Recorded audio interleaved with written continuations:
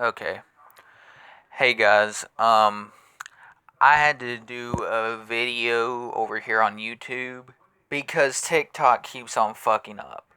They keep on adding music to my video and the audio just sounds like pure uttering dog shit for some reason. Um, but anyway, I'm not gonna let that ruin my mood that I'm in. Uh, Avatar: The Last Airbender live action just came out with a trailer today, and it was fucking amazing. I seriously consider you go over and check it out. I I'm being completely honest with you right now. This is one of the better and most exciting series that I can't wait. I grew up watching Avatar.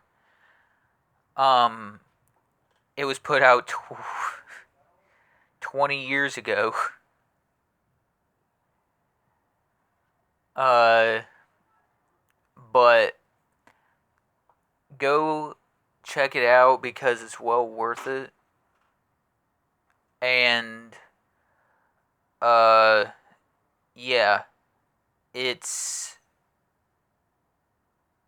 it's going to be fun. I think everybody's going to seriously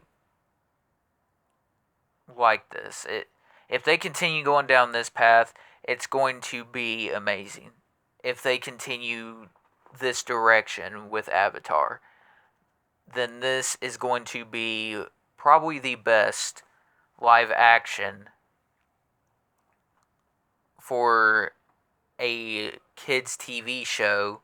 And keep in mind, this is the first ever time that Avatar The Last Airbender is actually getting a real live action series. Because I'm not counting M. Night's shit that he did, that every time I watch that, it pisses me off. He sucks. His filming sucks. But I'm not going to sit here and just crap on him.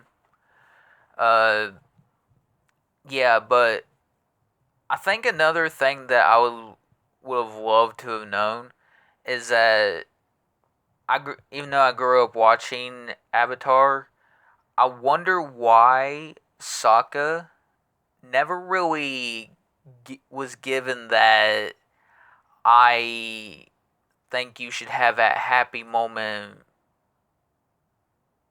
send off. Because think of this, Aang ended up with Katara, which of course I know a lot of people thought, oh well, no, that it'd be too obvious or this, that, and the other.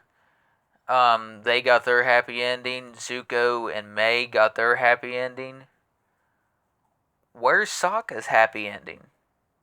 In fact, in all honesty, another thing they didn't mention is who did Toph end up with, because she had a child.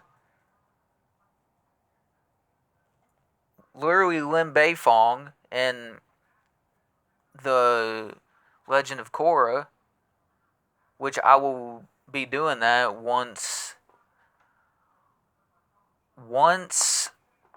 I finish the Avatar series, but or the Last Airbender series. The it just really bugs me.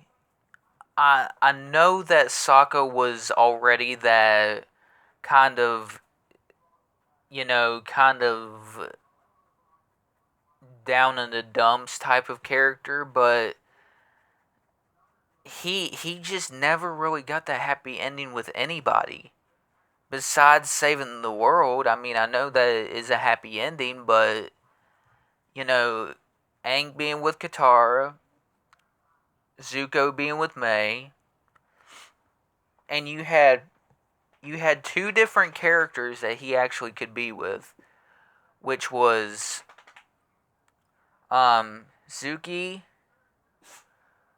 and Ty Lee.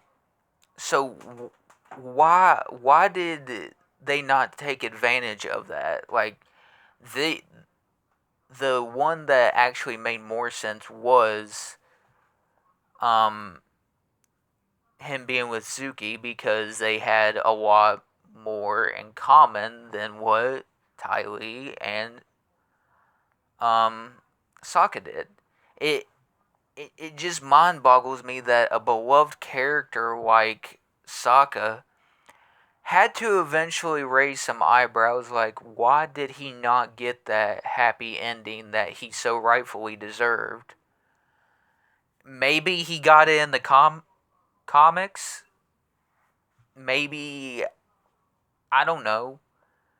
I've never read the comics, but I feel like you could have taken advantage of that, and it would have not only made the story more better, and don't get me wrong, the story, the whole series is legendary. It will stand the test of its time.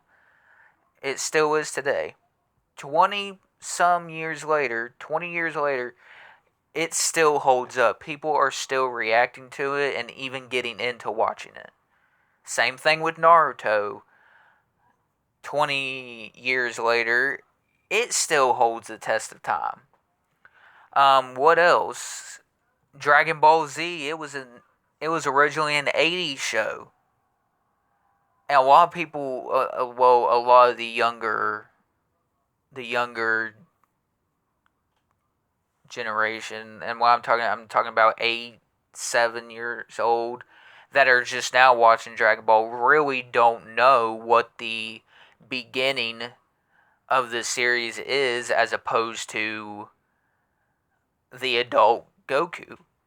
And if you tell them the actual truth, like, this is where you should start, and then you go to Dragon Ball or Dragon Ball Z or Dragon Ball Z Kai. I prefer Z Kai because it jumps a lot of the filler episodes, and they don't waste time with it. In the original Dragon Ball Z, which was the 90s, it was, they wanted to show every bit of what Gohan's training was, but the big problem with that was you were wasting too much time focusing on him, and really mainly him, than Goku getting his part on Snake Way done. Granted, they did show a lot of Goku, but it was less of Goku and more of Gohan on Earth. Granted, no, he's trained. I know he was training, but there were some times where you could just look at it and be like, there's no reason for this episode to be this fucking long. Just for this little kid to cut off this dinosaur's tail, end up making a fire, and meeting this robot dude. It could have been so much shorter, like with Zekai. I'm so glad they bypassed his training. They did not waste time with it. They just like, okay, we got to skip ahead on this because it's going to waste too much time. The reason they did that wasn't because they normally would want to, but the fact that they've heard fans say, these were way too long and you should make it shorter. Just cut through the filler episode, which is what Gohan's travel was. He was a filler episode of his training. And because think about it, he's not fighting anybody. Piccolo is literally in the desert, just chilling, meditating. Freaking Bulma, Krillin, and Roshi end up flying the longest time to try to find Goku and them, but then decide, well, to turn around and go back.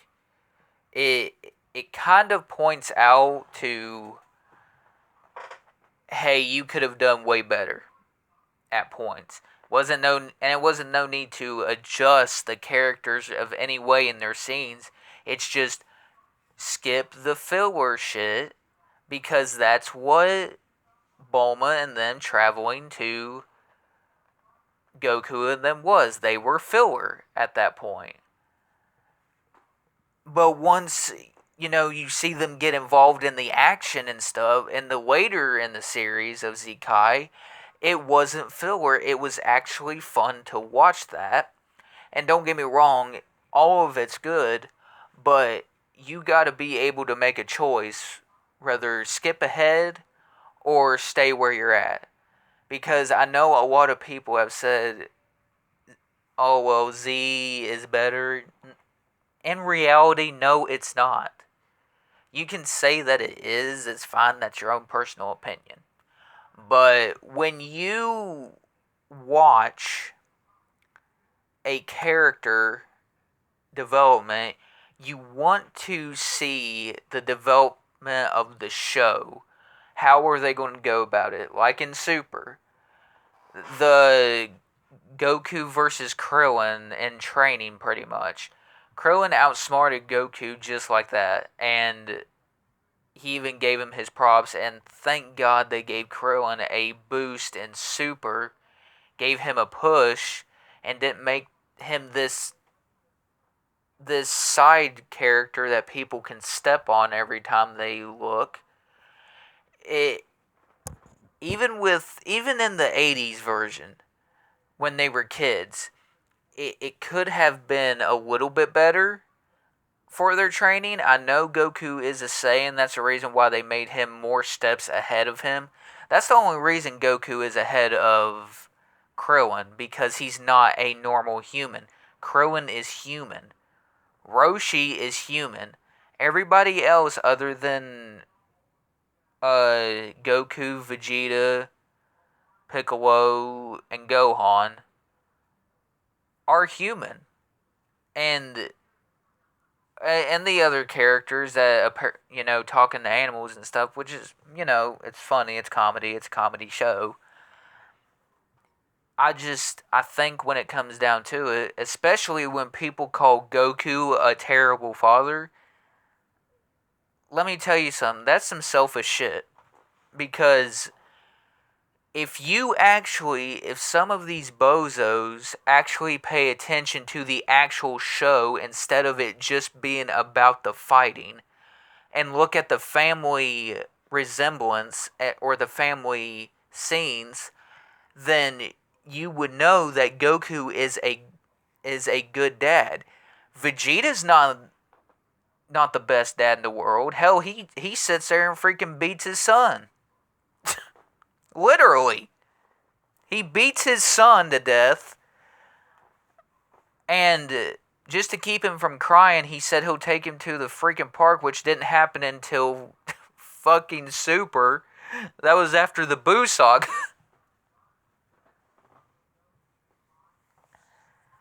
But still, it's the little things that you need to pay attention to. And if you're new Dragon Ball fans, I'm telling you right now, pay attention to the family scenes in the show. You will understand that Goku loves Gohan and Chi-Chi to death. The reason he goes off and fights is because he does it to protect them and everybody on Earth. Not just them, but everybody on Earth. But he does it for mainly Gohan and Chi-Chi, because that's how much he loves them. So, yeah, I know this was supposed to be an Avatar episode, but I've already said that the thing is great, and I'm moving on to this. But I feel like everybody who watches Dragon Ball does not every bit of them look at the meaningful scenes in them. They just look at Goku as this dumb, stupid ass who all he does is eat and train. Well, news flash for anybody who thinks he's a terrible dad. Vegeta, literally karate chops his own son by his neck to knock him out. And also he knocked out Goten, but I know that was needed to get them away from Vegeta in final chapter. But Vegeta lives that sometimes abusive, fatherly type. He is not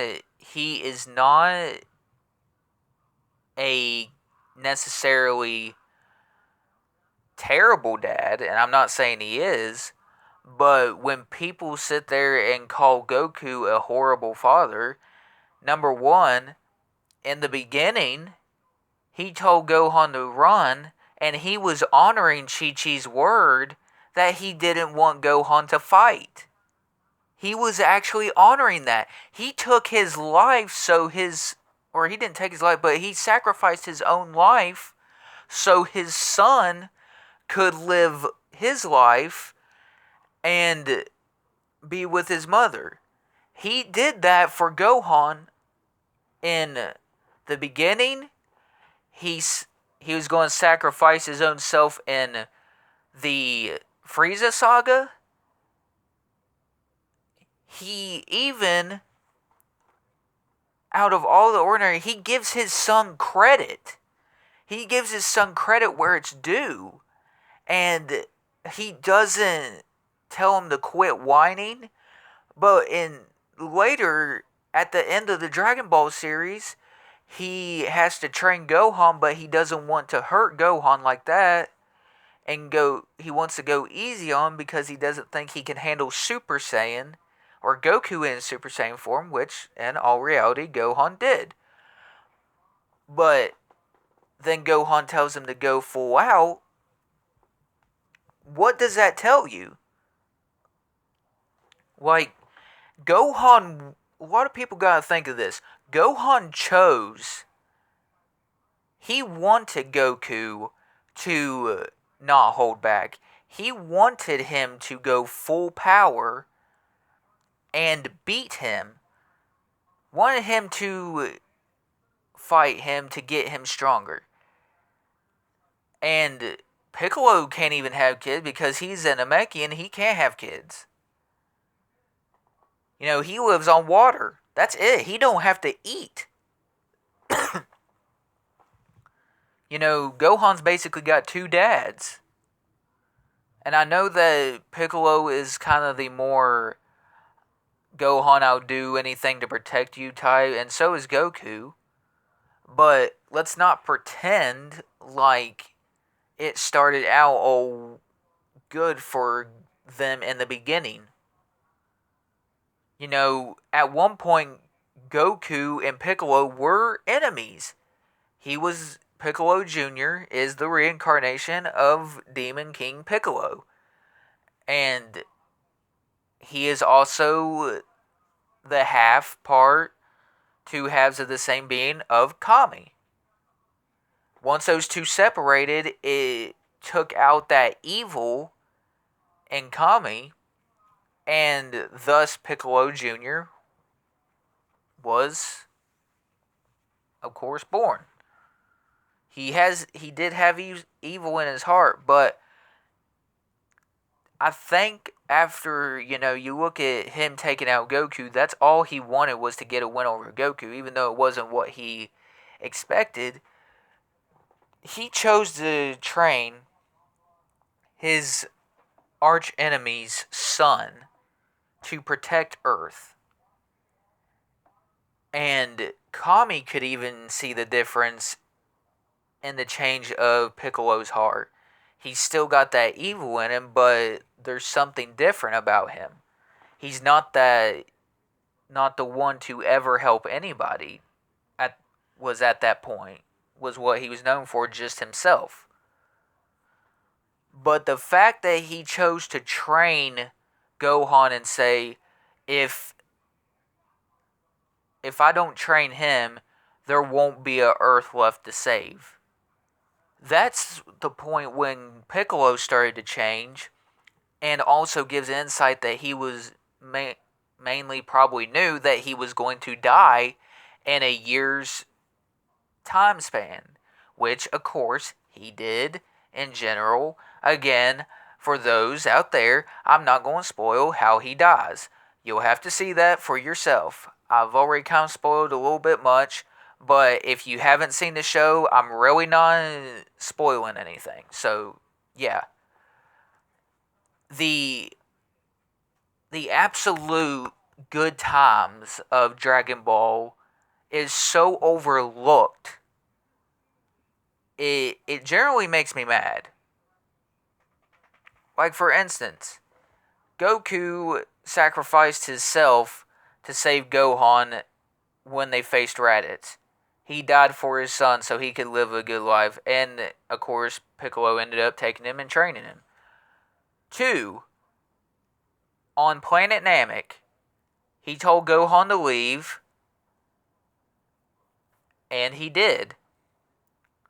Now, granted, he came back, and Goku had to get a little bit more serious with him, but at that point, Goku has a new form that he can't control his anger over.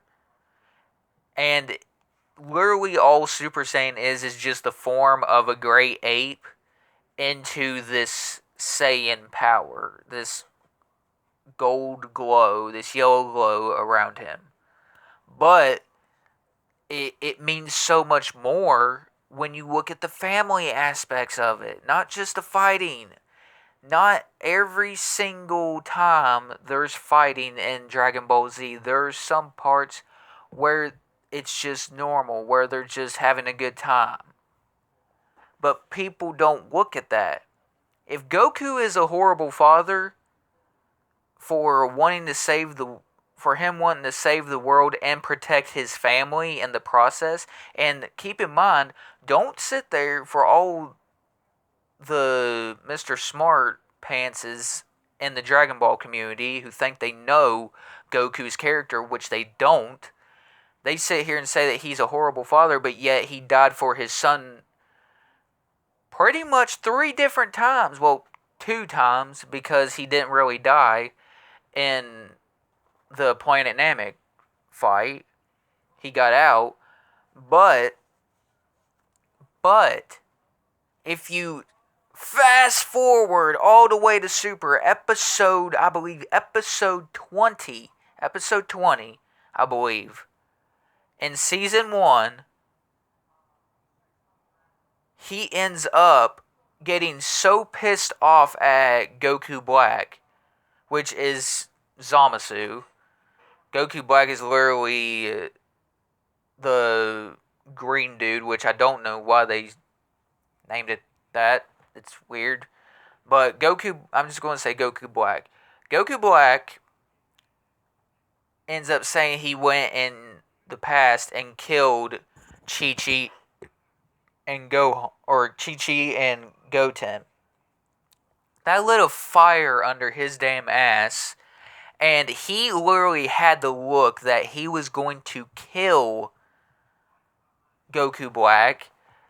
At that point, nobody in the Dragon Ball universe has seen Goku just simply, out of anger, necessarily pull an attack that somebody's got on him after he's stabbed and just pulls it out and just pushes him away. It was never seen, and yes, I am a huge fan of the Super series. But if you pay attention to the little stuff that triggers him, especially, you will know how much those 2 or those 3, Gohan, Chi-Chi, Goten, mean to Goku. How much that he loves them.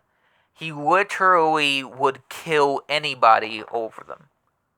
And it's a proven fact that he would have, because he nearly could have killed Goku Black if he wanted to.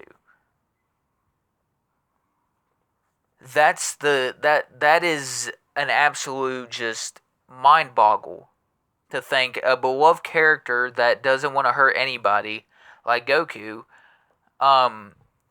gets triggered like that and just goes off on Goku Black. Now, granted, it didn't last very long because he was running on adrenaline, but still, you can't take away from what he knows and what he has done for his family at times. Granted, there are some times where you could argue, yeah, he didn't do this and that. Oh well, he doesn't know much of this. Guys, he doesn't even know who his own mom and dad is. He lost his memory by falling in a deep ravine, hitting his head, fearing that he wasn't going. Gohan, which was his grandpa at the time, Grandpa Gohan, thought he was going to die, feared he may have lost him, but miraculously he ended up surviving. And from that point on, he was a happy-go-lucky boy. But just paying attention to that stuff, you will understand why Goku is the way he is. And Vegeta is no different. Vegeta strives for battle like Goku does. So it's not like Goku is the only one who strives for the conflict of battle and getting that just huge excitement from it. From being able to face anybody else. Jiren, Toppo, freaking Kefla and shit. Frieza and all that. It's not the only person that he's not that only dude in that party that just gets excited about one thing and it's done. No, Vegeta gets his inspiration to want to get better off of Goku, because Goku was considered a low-class warrior. When he was sent to Earth, he was considered a low-class warrior. But yet, Vegeta, in all honesty, if people watch it and don't just look at the fucking non-bullshit crap of Goku just getting his ass whooped, you will know there was no clear winner in that match. Even in Final Chapter, Vegeta ended up cheap shotting Goku over the back of the neck, knocked him out. Grant went to go defeat Boo, but he didn't. And I don't know why people thought that he ever was going to do that, because he's not the main character. And that's what I try telling people. Goku is the main character. Just like Naruto. People would want to know, why does Naruto get so strong? Because he's the main fucking character of the show. How hard is that to comprehend for people? I'm just saying. I don't know why that's so hard for people to comprehend in their minds. What goes on in their brain that says, well, he shouldn't be much stronger. Goku's not stronger than Vegeta. Yeah, he is. If that son of a bitch went Ultra Instinct right now when Vegeta's blue, he'd probably kill Vegeta. That's how strong he is. Goku just has to move his arm in slow motion and he will beat the fuck out of Vegeta. Another reason, if you look at Final Chapter, when he went Super Saiyan, he held back. Wanna know why? Because Goku knew if he went Super Saiyan 3, he was going to beat Vegeta in a landslide. That's literally it. That's all you need to know about the character development for those two individuals. You can have him stronger than Goku for just a split moment, but then Goku gets more powerful. Keyword, Super Saiyan God. Goku was pretty much the first ever Super Saiyan God. And they want to push this narrative to where y'all motherfuckers just want to say, oh, well, Vegeta's best character, yeah, Vegeta's best girl.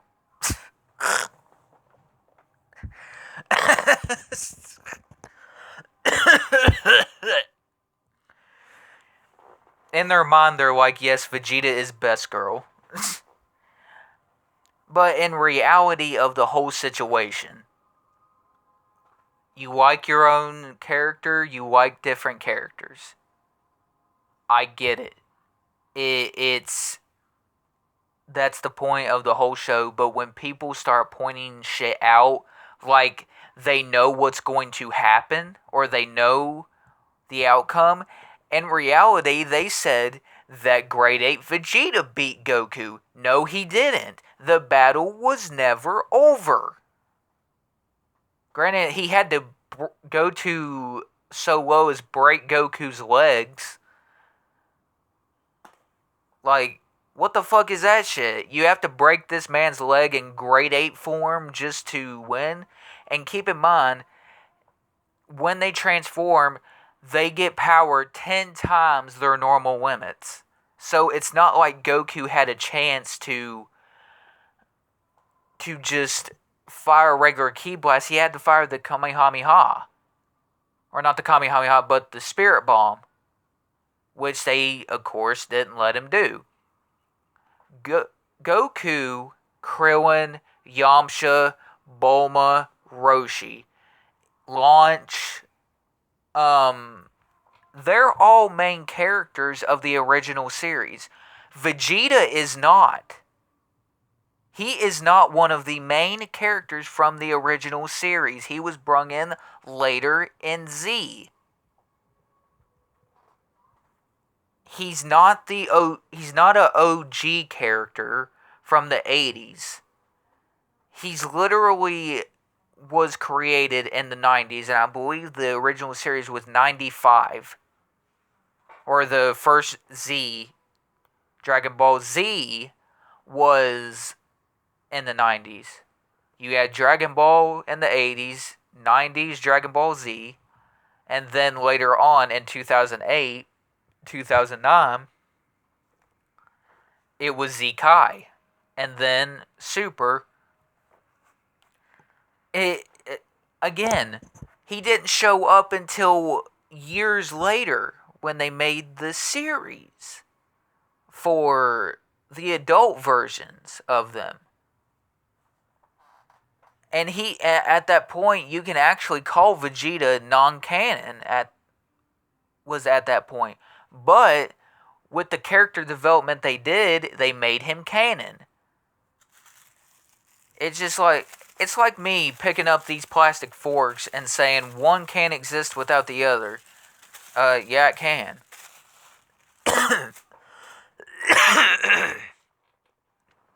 I got a whole freaking collection of Dragon Ball figures. One Broly, the new Broly. I will not get the original Broly because he's non-canon. I hate non-canon characters. Except for SSJ4. GT was a good show. But still.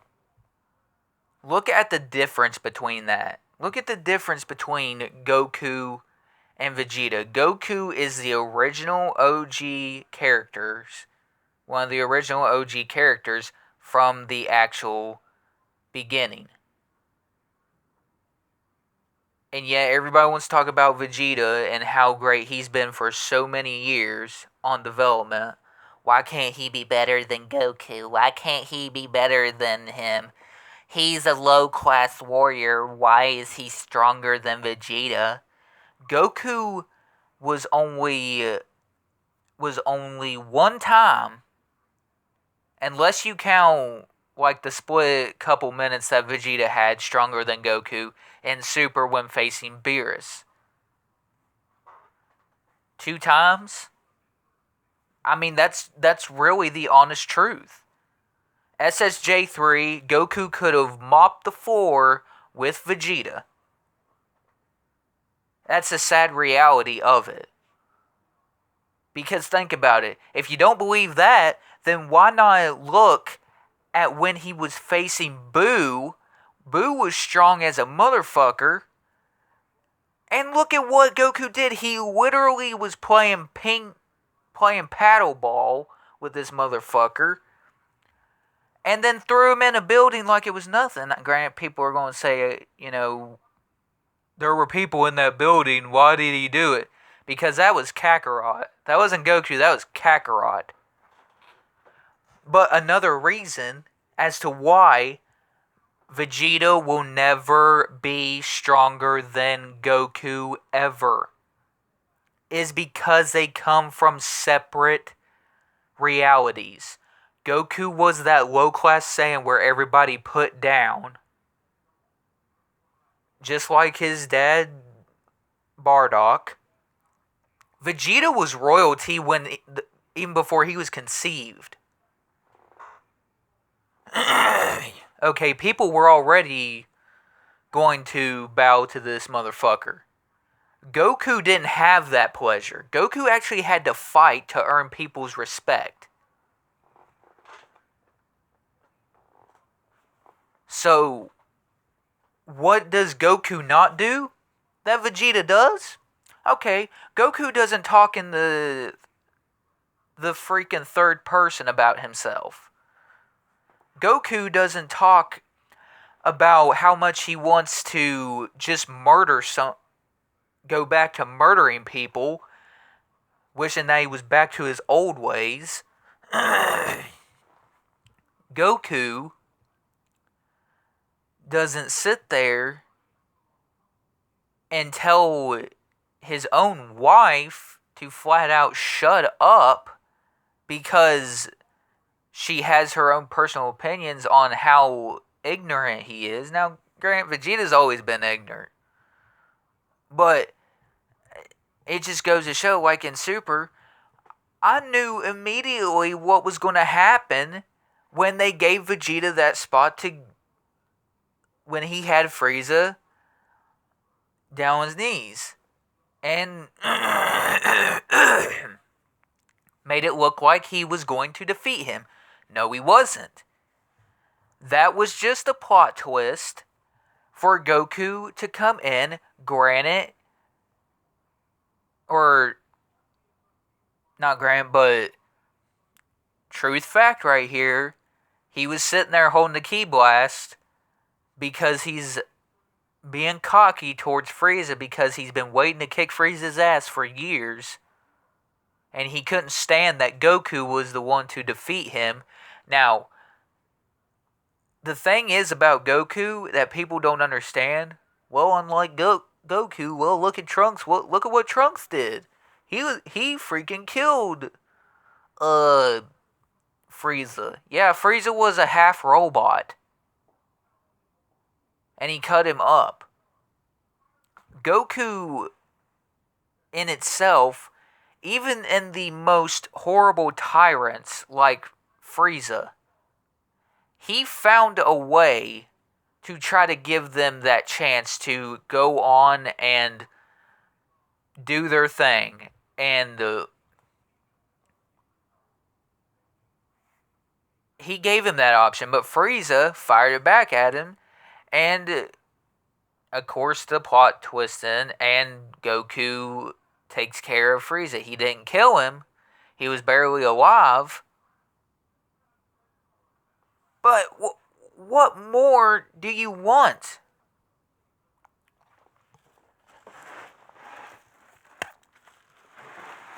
What more do you want from a character?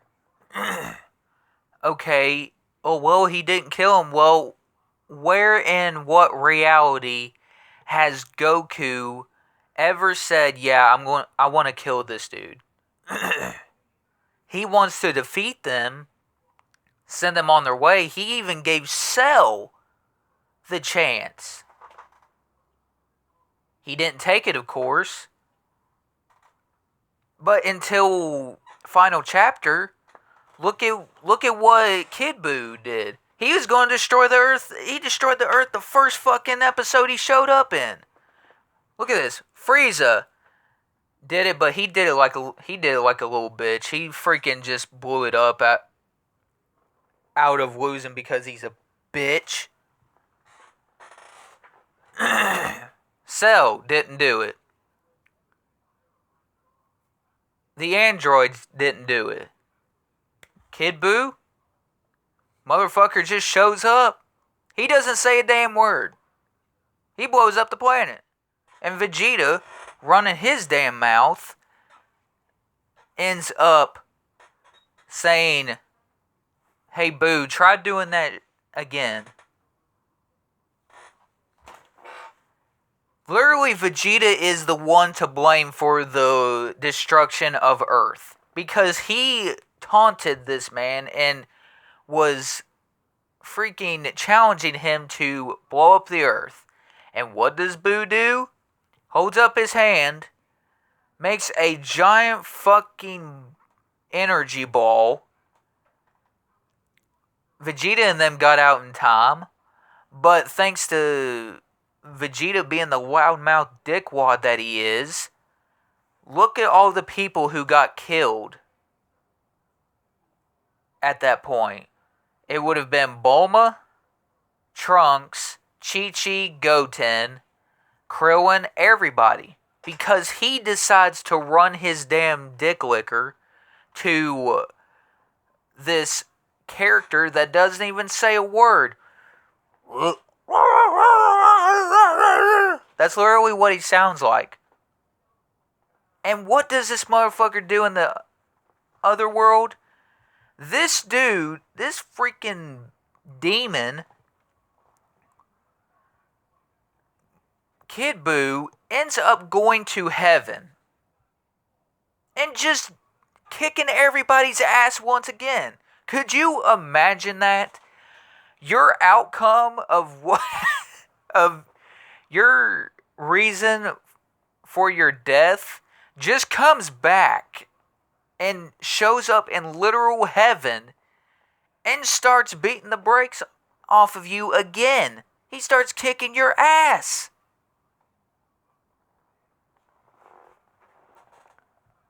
And I'm sorry, but in final chapter, they did Gohan completely dirty. They gave him a new power just for him to let go Tanks and freaking Piccolo be absorbed. It's like you could have done so much more. Now, granted, you had the love interest between Videl and Gohan later on, of course. But the thing is, why would you stop developing one of the main characters? Why would you do that? Just for him to almost die, get sent to the world of Kais,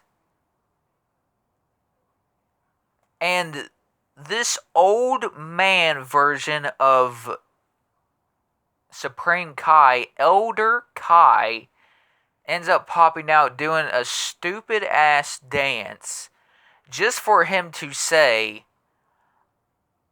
"Oh yeah, you were done a long time ago. I've been sitting here wondering why you haven't gone to your fight." And apparently old man syndrome was creeping in on him at that point. Because everybody knows that this dude couldn't fight a freaking tadpole or fight a freaking stuffed bear if he wanted to. Elder Kai really hasn't shown anything like he is that dude. So, in my honest opinion, what was the point of him being a character if all he does is if he's memorable just for these dumb dance moves, and his awakening skills is literally just looking at a magazine and him later on saying, "You're done now. You can go. Fight now. I've been wondering why it has took you this long." I sat there and I was like, dude, really? You mean to tell me that you already awoken this mother effer's power? Which ultimately, Ultimate Gohan was born. Now, they call him Adult Gohan. He's not an adult. He's literally a teenager. He's just buff. He's a buff teenager. Because it literally says in the show that he is 16 years old.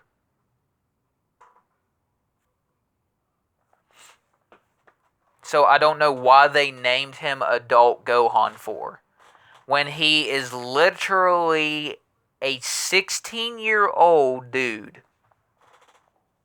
Now, granted, they waited until later on to be like, okay, he's much older now, he's not in school anymore, he's doing his own thing as a professor or something. And thus, him and Videl having Pan. But what pisses me off is that when you look at stuff like this, like when Pan's born, why is it that people couldn't accept the non-canon version of Pan, which in my mind was a good character? It was a half Saiyan. Once again, she's half Saiyan. And they have her go on this adventure with Goku, which of course is her grandpa.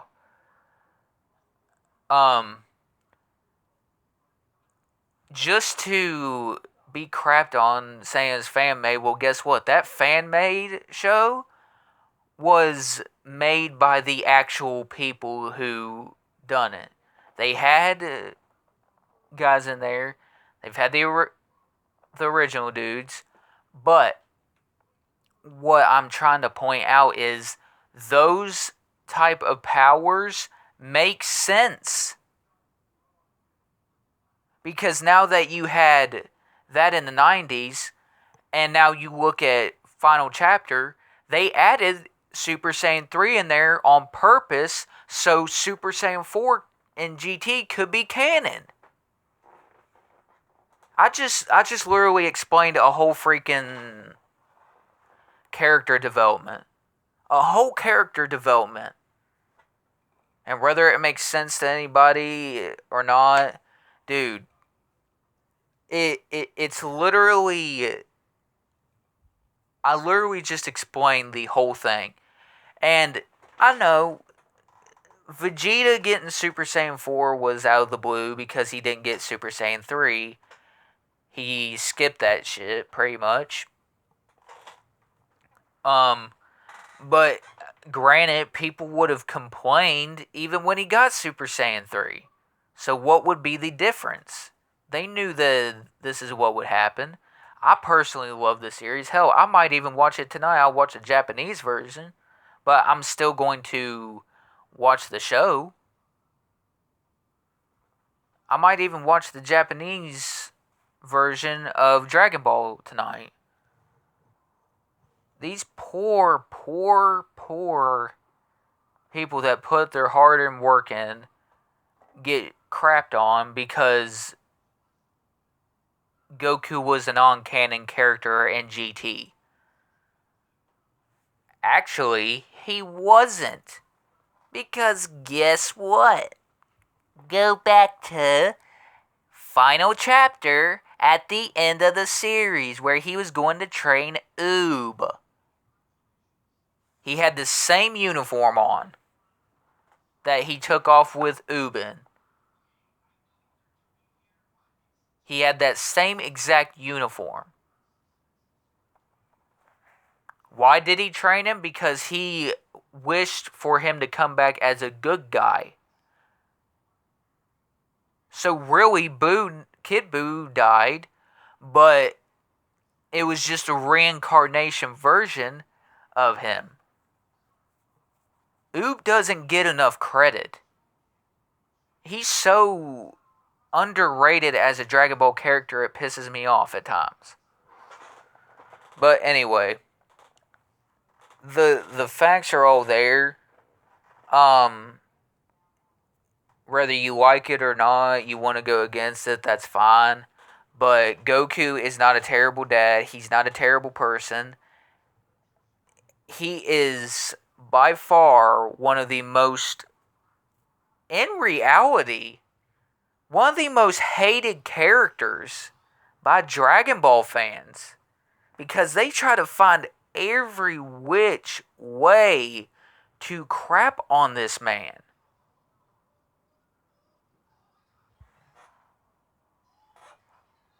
But still, what else is he supposed what's he supposed to do? Just sit there and wait for Earth to get destroyed?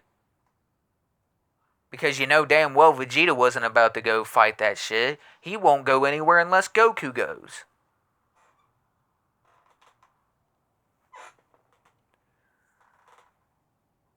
It's like when they fought Broly. One can defeat him, and we already knew the outcome of the battle. Well, not the whole battle, but being able to not kill Broly was better because it gave Goku somebody he can fight but also teach. And those who say that Goku can't teach, okay, he taught Gohan.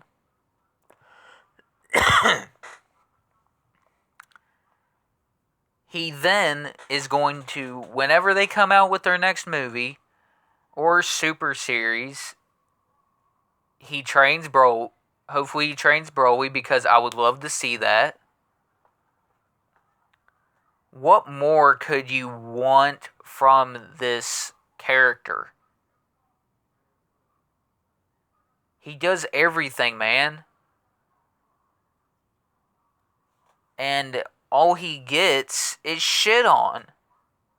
It mind boggles me. It just blows my mind that people crap on this man who doesn't even hurt a flower, but gets all this shit thrown at him like it's nothing. Oh, Goku needs to do this. He doesn't care about his wife. Bullshit. Whoever says that is full of shit. That's the honest truth. I'll take that to my freaking grave. That is how much the character Goku means to me. As a character in the show, when somebody just absolutely just craps on him, it pisses me off. But again, what more could you think from Vegeta fans, Frieza fans, whoever else you want to throw in there? Piccolo fans.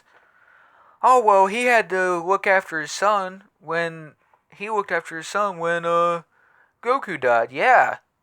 Who are you going to trust more? Roshi? Roshi, Bulma, and Krillin? What are they going to do versus Raditz? What the fuck would they do? They would just sit there. They could do a damn dance and shit. They couldn't protect him. And what were they going to tell Chi-Chi? Like, oh, my son's been all the way over here. He needs to do his studying.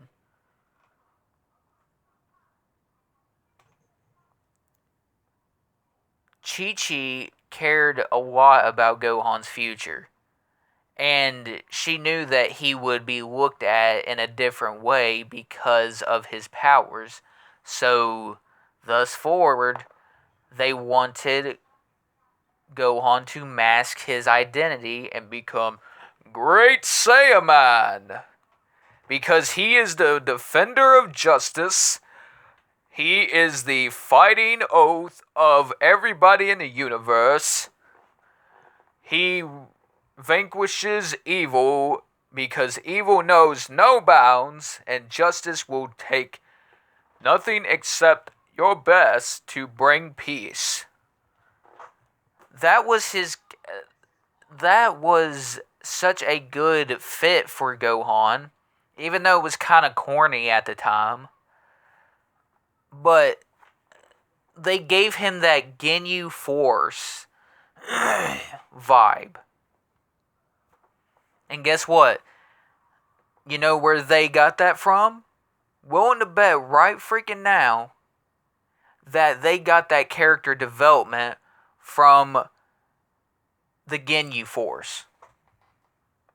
Because he dresses like the Ginyu Force, kind of. He poses like the Ginyu Force. Everything about Great Saiyaman just spells Ginyu Force. He's literally a Ginyu Force character, but only good. But still, anyway, again, I hope you all enjoy this video. Hope you all really enjoy the trailer of this. It's good. It's fantastic. I seriously recommend watching the Avatar trailer because it's just that damn great. So please go watch it. Have a great time. And if I have to leave with a piece of a little bit of positivity is don't let people change the way you are just because they don't accept it. If you're goofy and you like saying things like inappropriate words at times, it's like, look, you're not going to impress everybody in this damn world. And you're not here to impress them. Be yourself. Look at me, I'm 24 years old, and I laugh at the word penis. But see? I still laugh at the word penis. Like, and I'm not going to let anybody change who I am.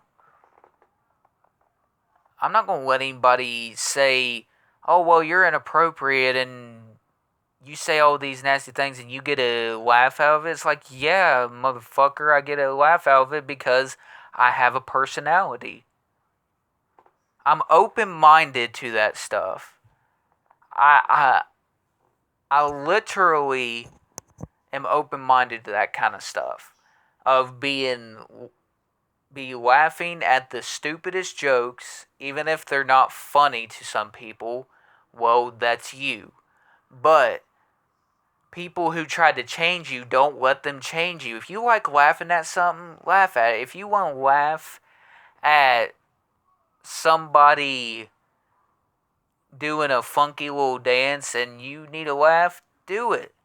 Because holding back your freaking feelings and stuff and how you feel or what kind of enjoyment you get out of it, don't let them take that away from you. Be yourself.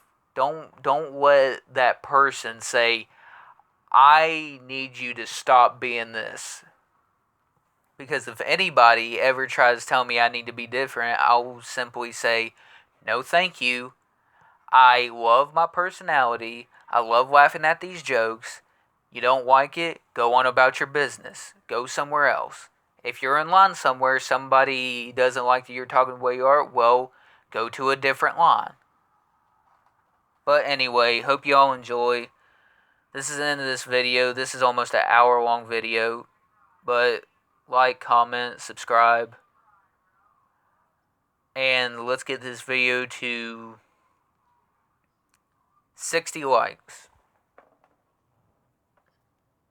Okay, hope you all have a blessed day, and peace.